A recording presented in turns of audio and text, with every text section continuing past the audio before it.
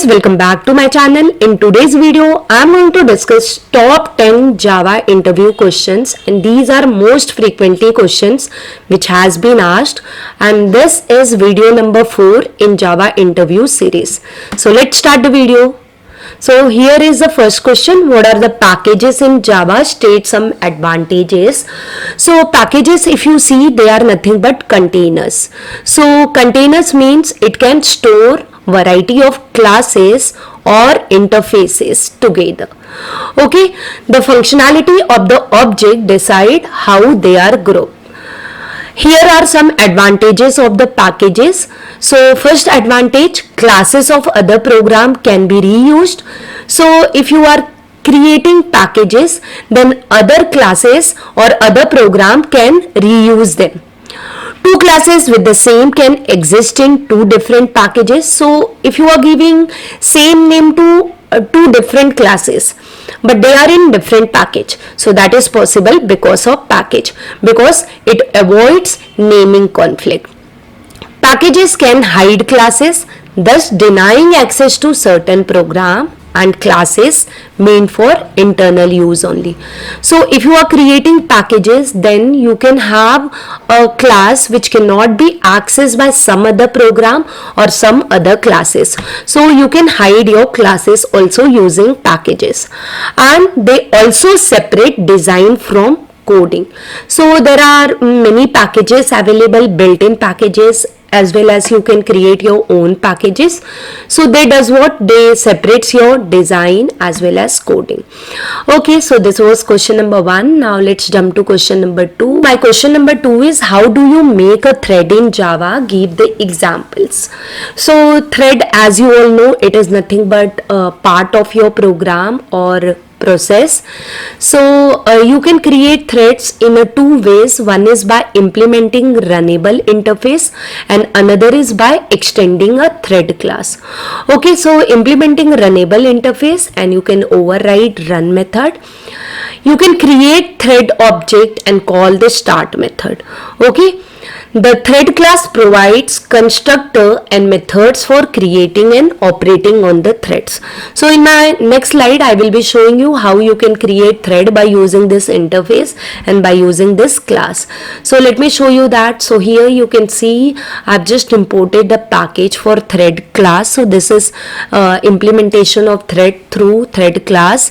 So I'm creating one class, name is demo. It is extending thread, and this is the important run method where you are going to write your actual logic. So here I have just written one simple statement, welcome to Java, and what I'm doing, I'm in my main method, I'm creating object of this class, demo class, and then I am writing d.start. As soon as this line is executed, what happens? This run method gets called and this line is printed. Okay, now next example is using runnable. So here I have written implements runnable because this runnable is nothing but interface. Okay, so guys, now you can see what I'm doing. I'm creating again object of this class, and now here also I am creating what?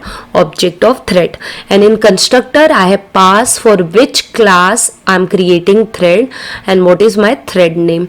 Okay, so we have overloaded constructor. I have used this one, and then I am writing t.start. So this t.start method will call this run method, and here you can see I have what? @override. Okay, this means in runnable interface we have a run method and we are overriding that run method. And what we are doing in run method, we are just printing inside run method. So after this run method we have another line, system.out.println t.getName. So it will print your thread name, which is nothing but thread demo. So these are the two ways for creating your threads in Java. Guys, next question we have, why do we use yield method? So yield is again a static method in a thread class, and what it does, it can stop currently executing thread, and what it will do, and it will give a chance to other waiting threads of the same priority. So there are two possibilities. There are no waiting threads, or all the waiting threads have the low priority. So if this is the case, then what will happen? Same thread will continue its execution. Okay, it will not stop, it will execution, because there are no threads which are in waiting state, or there are no threads which are having same priority. So it will continue its execution. And guys, do remember this is a static method and it does not release any log. That's all about yield method. Now question number 4 we have, explain the life cycle of thread. So guys, here we are having 4 method or 4 life cycle in thread class. So new, runnable, running, non-runnable and terminated. Okay, so now let's see one by one. So what is the new? Whenever you are creating your thread, or whenever the thread instance are created, so your thread is in new life cycle or new state. Okay, so this is the very first state of a thread, and the thread instance is created and start method is yet to be invoked.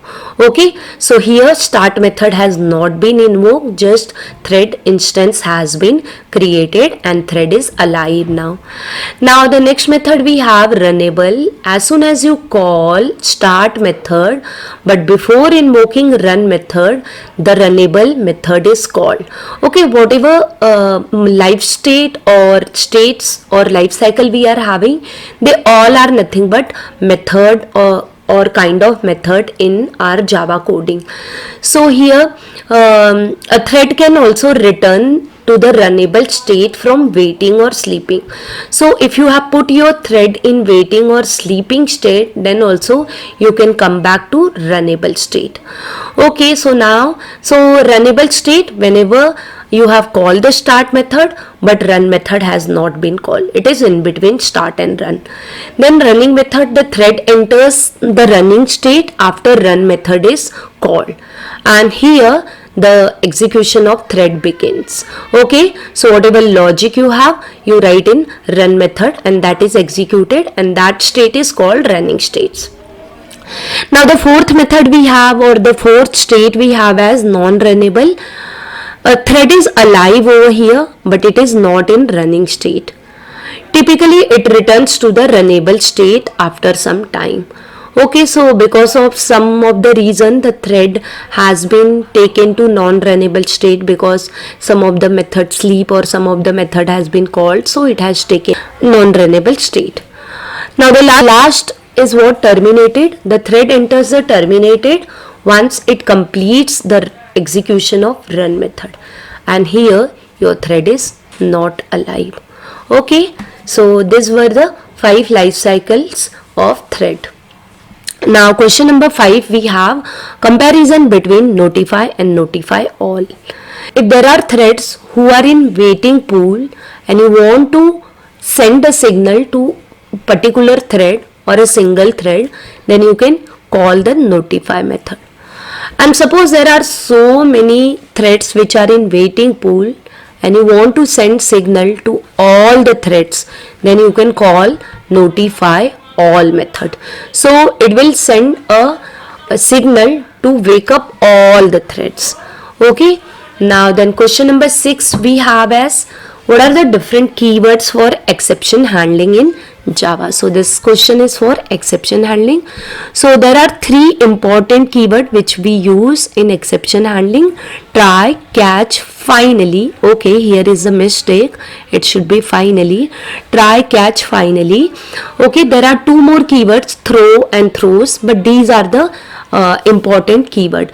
So try, whenever you have some abnormality in your program, or your program might stop somewhere in between, so because of some code, so that code you can put in your try block. Because of any code, your program will get into halt state, so you can put that code inside try block.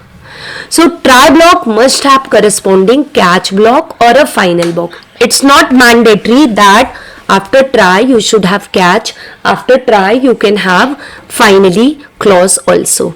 Okay, so I think here is also mistake, it should be finally and this should be not there. Okay, so try block have must matching catch or a finally block.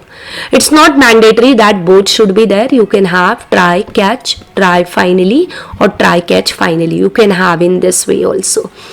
Okay, so now what is catch block? When an exception is raised in try block, it handles that exception. So if you want to print out something after the exception occurs, because you are not terminating your program, you want to prompt user that this is the reason why the exception has occurred, that part you can handle in catch block. And the finally block is executed whether the exception occurs or not. So finally block you can use anytime whenever you want to do cleanup purpose, and generally it comes after try, or if you are writing try and catch, then it comes after catch block. Okay, so these were the important keywords for exception handling. Now this is very simple question. Question is saying that you have a file with only .java extension. There is no file name given to that particular file, like how we give hello.java, hello world.java. Here I don't have file name only, I have only extension. Is that valid file name? Yes, that's a valid file name. Java compiles this file as well as Java runs this file also, okay, by using its class name. Question number 8, what is the map in Java? So this question is based on collection framework. So map is an object or a class that maps keys to values. So like suppose I have roll number, and with that roll number I want to match corresponding name. So this is called as key and value pair. Example is that I am having Aadhaar card number, and that Aadhaar card number is associated with what person. So this Aadhaar card number is unique in India. If you go to other country, for US we have SSN, social security number. So this is unique value. So this is called as key, and this is called as its corresponding value. So this key should be unique. Hence I have taken roll number, Aadhaar card, SSN.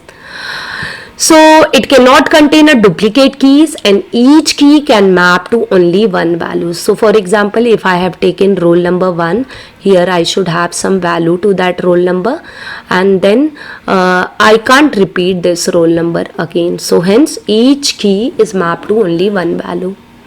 So in order to determine whether two keys are same or distinct, we use what? Equals method to check whether two keys are same or different. Let's jump to question number 9. What are the types of map in Java? So there are 4 types of map in Java: hash map, hash table, link hash map, and tree map. So there are few differences between all these maps. So let's see first one, hash map. It is unordered and unsorted. Okay, so unordered is something different and unsorted is something different. I have taken that in next slide. So it is what? Unordered and unsorted.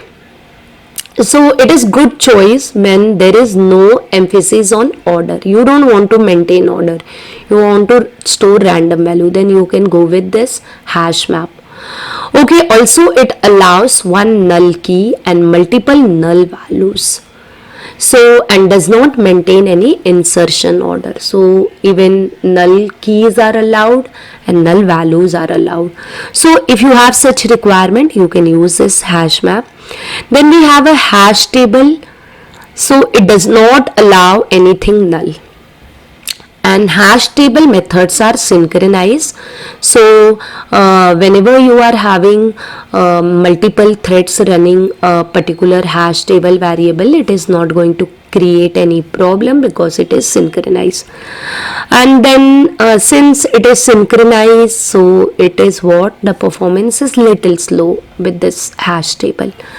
Linked hash map is the third type, slower than hash map but maintains insertion order and has faster iteration. So hash map and linked hash map, they are almost same, but only the difference is that this maintains insertion order. Okay, hash map does not maintain insertion order and this maintains insertion order. Last one is what? Tree map.